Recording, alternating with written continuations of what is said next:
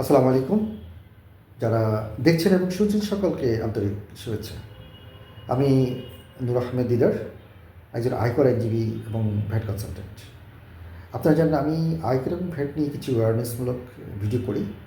আজকেও সেরকম একটা ভিডিও করছি। বিশেষ করে যারা এখন করদাতা আছেন, যারা নিজেরাও অনেক সময় কর দিচ্ছেন, মানে রিটার্ন দিচ্ছেন, তাদের জন্য এটা। আমি আজকের আলোচনার বিষয় এনেছি যে রিটার্ন দাখিলের নিয়মাবলীটা কী এবং রিটার্ন যদি নিয়মাফিক না হয় তাহলে কী হতে পারে, এই বিষয়টা নিয়ে আমি আজকে আলোচনাটা করছি আর কি। আপনারা জানেন আমাদের আইনের ধারা 169 বলা হচ্ছে যে একটা ব্যক্তি যদি তার রিটার্ন দাখিল করেন তাহলে 5টা আইনগত বিধান মেনে চলতে হবে, ম্যান্ডেটরি। এটা আইনের কোনো অপশন না, এটা ম্যান্ডেটরি।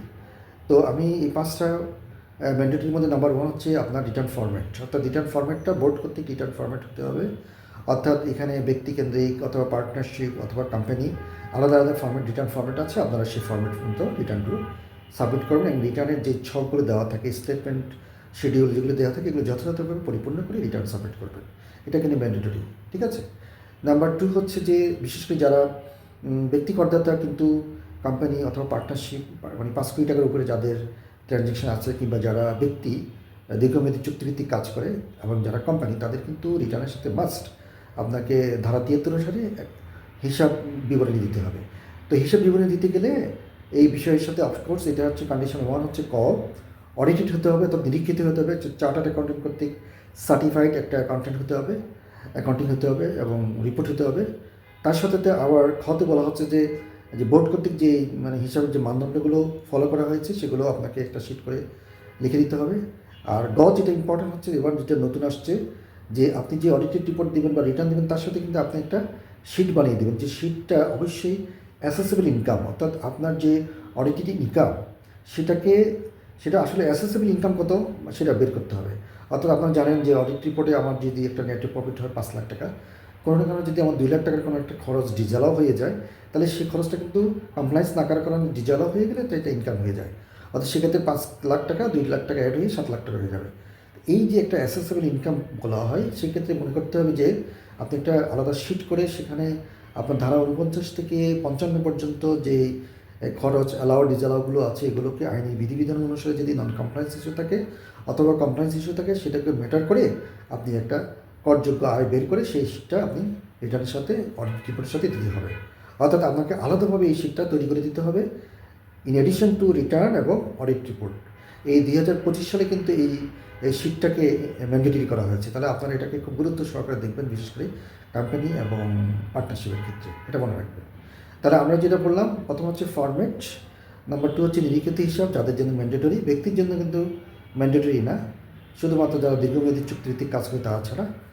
আর নাম্বার 3 হচ্ছে যারা যেসব ব্যক্তি করদাতার আন্তর্জাতিক কোনো লেনদেন ট্রানজ্যাকশন করে, বিদেশি কোনো ব্যবসা করে বা লেনদেন করে বা ট্রানজ্যাকশন আছে, তারা কিন্তু একটা আলাদা ওই ফরেন যে ট্রেড করছে, ফরেন যে ট্রানজ্যাকশন করছে সেটা একটা হিসাব নিকাশ 238 অনুসারে লিপিবদ্ধ করে দিতে হবে রিটার্নের সাথে। তারপরে 4 হচ্ছে যে যারা অনিবাসী বাংলাদেশি বিদেশে থাকে, মানে বাংলাদেশি বাট অনিবাসী বাংলাদেশে থাকে না, তারা কিন্তু তাদের রিটার্নটা মিশনে, আমাদের বাংলাদেশ মিশনগুলোতে সাবমিট করতে পারবেন। সেখানে বাংলাদেশের মিশন যদি রিসিভ করে সিল মেরে দেয় এম্বাসি থেকে, তাহলে সেটা কিন্তু রিটার্ন প্রাপ্তি হিসাবে গণ্য হবে। তো এই 4টা বিষয়ের পরে সবচেয়ে ইম্পর্টেন্ট যেই বিষয়টা আসছে আপনারা মনে রাখবেন রিটার্নের সময়, স্বাক্ষর। অর্থাৎ এটা ভেরি ইম্পর্টেন্ট, হ্যাঁ।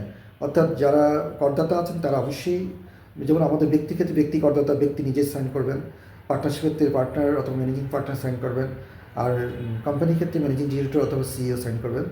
যদি কোনো কারণে ওনাদের ব্যর্থই ঘটে তাহলে ওনাদের আইনের অভিভাবক যারা আছে তিনি সাইন করবেন। আর যদি কোনো কারণে সেটাও ব্যর্থ ঘটে তাহলে ওনার লিগ্যাল যে রিপ্রেজেন্টেটিভ আছে তিনি কিন্তু স্বাক্ষর করতে পারবেন। তাহলে এক্ষেত্রে স্বাক্ষর ম্যান্ডেটরি।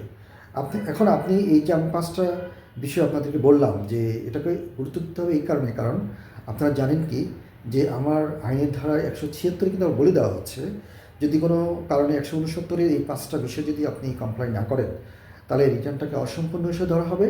অসম্পূর্ণ হিসেবে ধরলে আমাদের কমিশনার মহোদয় এই অসম্পূর্ণ রিটার্ন এগেইনস্ট আপনাকে চিঠি দেবে, ব্যাখ্যা জানতে চাইবে। এই ব্যাখ্যার মধ্যে যদি আপনি বিশেষ করে 2 এবং 5-এ ব্যর্থই ঘটে, 2 হচ্ছে যে নিরীক্ষিত অডিটেড রিপোর্ট এবং তার অ্যাডজাসেন্ট যে শিটগুলো সেটা যদি আপনি ব্যর্থ হন, 5 হচ্ছে যদি স্বাক্ষরে ব্যর্থ হয়, তাহলে 2 এবং 5-এর ক্ষেত্রে কিন্তু উপকর কমিশনার মহোদয় আপনার রিটার্নটাই বাতিল করে দিতে পারে। তিনি রিটার্নটা আপনাকে বাতিল করে আপনাকে চিঠি দিয়ে দিবেন যে আপনার রিটার্ন এই 2 এবং 5-এর ব্যর্থ ঘটার কারণে রিটার্নটা বাতিল বলে গণ্য হলো এবং আইন অনুসারে ধরা হলো যে আপনি রিটার্নটা সাবমিট করেন নাই, এবং তিনি যথাযথভাবে ওনার ঊর্ধ্বতন কর্মকর্তাকে সেটা জানিয়ে দেবেন। আর যদি এই 2টার বাইরে যে বাকি যে 3টে ব্যর্থ ঘটলে উপকর্মচারীর মধ্যে সেটা আপনাকে পরবর্তী যে পদক্ষেপ তাদের অডিটের জন্য সিলেকশন করতে পারেন। এগুলো জানার জন্য আপনাকে চিঠি দিতে পারেন যে এই বিষয়গুলো আপনি যথাযথভাবে ব্যাখ্যা দেন। কিন্তু 2 এবং 5-এর ক্ষেত্রে বিশেষ করে অডিটেড রিপোর্ট এবং স্বাক্ষরের ক্ষেত্রে কিন্তু রিটার্নটা বাতিল হয়ে যেতে পারে। এটা কিন্তু খুবই ইম্পর্টেন্ট বিষয় আপনি মনে রাখবেন। আর তাহলে ওই বাকি ক্ষেত্রে অন্য পদক্ষেপ গ্রহণ করবেন। তো যাই হোক, এখানে আরেকটা বিষয় হচ্ছে যে যারা এটা ক্লারিফাই করবেন তাহলে তার রিটার্নটা সম্পূর্ণ হিসেবে গণ্য হবে।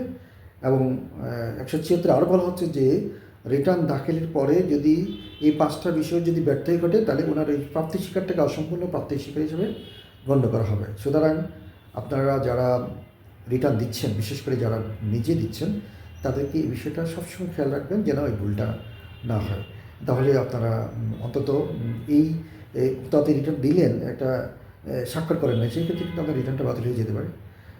বিশেষ কোম্পানির ক্ষেত্রে তো অনেক সময় এগুলো অ্যাডভাইজার অনেক সময় হেল্প করে, কিন্তু যারা বিশেষ করে ব্যক্তিকেন্দ্রিক আপনারা কিন্তু এই জিনিসটা খেয়াল করবেন যেন কোনো ভুল না হয়। তো এটা কিন্তু জাস্ট অপশন না, এটা হচ্ছে আইনি বিধান। তো এইগুলো মাথায় রেখে আপনি রিটার্নটা ফিল আপ করলে এই ভবিষ্যতের কোনো জটিলতা হয়তো হবে না। আশা করি আপনারা বুঝতে পেরেছেন, আমি বুঝতে পেরেছি। সবাইকে ধৈর্য দিয়ে ভিডিওটা শোনার জন্য ধন্যবাদ, এবং যদি কোনো প্রয়োজন মনে করেন শেয়ার দিতে পারেন। সবাইকে আন্তরিক ধন্যবাদ। আসসালামু আলাইকুম।